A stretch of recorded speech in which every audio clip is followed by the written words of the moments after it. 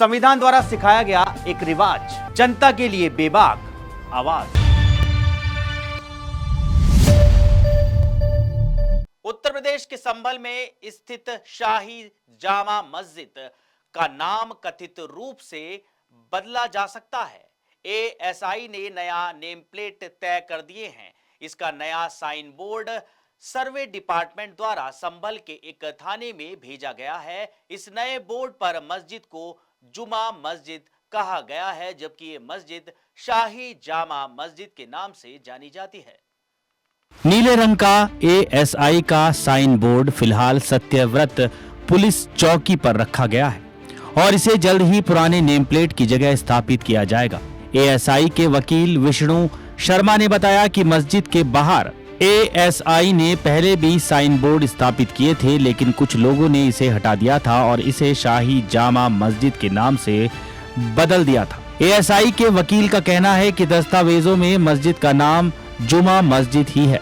विष्णु शर्मा ने बताया कि इसी जुमा मस्जिद नाम के साथ एक नीला एएसआई बोर्ड पहले से ही मस्जिद परिसर के अंदर मौजूद है। अभी तक एएसआई ने नए नेम प्लेट लगाए जाने के समय के बारे में कोई जानकारी नहीं दी है। पिछले साल 24 नवंबर को मुगल काल की मस्जिद की सर्वे के दौरान संभल के कोट गरवी इलाके में हिंसा भड़क उठी थी, जिसमें 4 लोगों की मौत हो गई थी और कई अन्य घायल हो गए थे। इस मस्जिद को एक प्राचीन हिंदू मंदिर की स्थल होने का दावा करते हुए एक याचिका भी दाखिल की गई थी, जिससे बड़ा विवाद खड़ा हो गया है।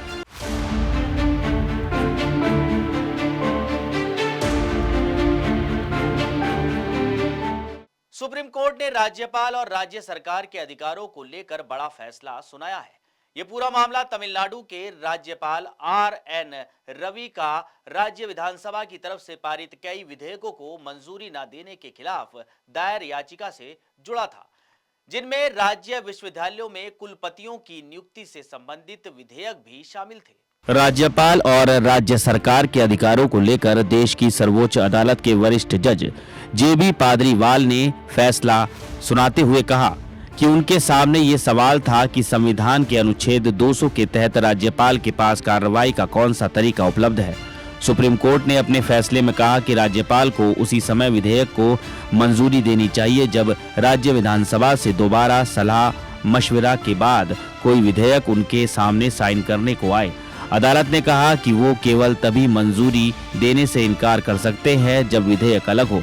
राज्यपाल की तरफ से 10 विधेयकों को राष्ट्रपति के लिए आरक्षित करने की कार्रवाई अवैध मनमानी मानते हुए अदालत ने इस कार्रवाई को रद्द कर दिया है।